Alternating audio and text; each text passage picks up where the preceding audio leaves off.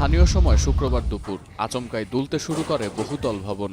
মাত্র ১২ মিনিটের ব্যবধানে পরপর শক্তিশালী দুটি ভূমিকম্পের আঘাত। কেউ কিছু বুঝে ওঠার আগেই ছড়িয়ে পড়ে আতঙ্ক। মার্কিন ভূতাত্ত্বিক জরিপ সংস্থা ইউএসজিএস এর তথ্য বলছে ৭.৭ মাত্রার ভূমিকম্পের মাত্র ১২ মিনিট পর মিয়ানমারের মধ্যাঞ্চলে আঘাত হানে ৬.৪ মাত্রার আরও একটি শক্তিশালী ভূমিকম্প। আন্তর্জাতিক গণমাধ্যম জানায়, ভূমিকম্পের কেন্দ্রস্থল ছিল মিয়ানমারের সাগাইন থেকে ১৬ কিলোমিটার উত্তর উত্তর পশ্চিমে এবং ভূপৃষ্ঠ থেকে অন্তত ১০ কিলোমিটার গভীরে। বার্তা সংস্থা এপির তথ্য বলছে, ভয়াবহ দুটি ভূমিকম্পের আঘাতে মিয়ানমারের মধ্যাঞ্চল ও রাজধানী নেইপিদোর বেশ কিছু রাস্তা বেঁকে গেছে, ভবন ধস ও ছাদ ভেঙে পড়ার খবরও মিলেছে কোথাও কোথাও।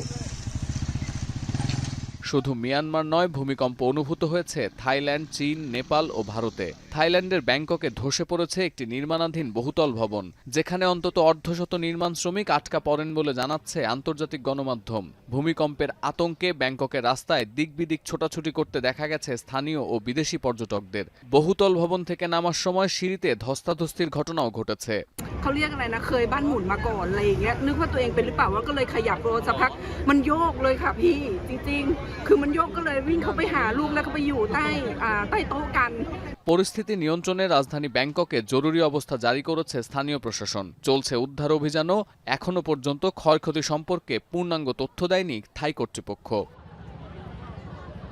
এদিকে ভূমিকম্পের আঘাতে চীন সীমান্তবর্তী তিব্বতে অন্তত ২০০ মানুষ আহত হয়েছে বলে জানাচ্ছে মার্কিন সংবাদ সংস্থা দ্য সান। এছাড়া চীনের সিগার্টসে শহরে আহত হয়েছেন অন্তত ১৫০ শতাধিক বাসিন্দা। সতীর্থ কর্মকার, এখন বিশ্ব।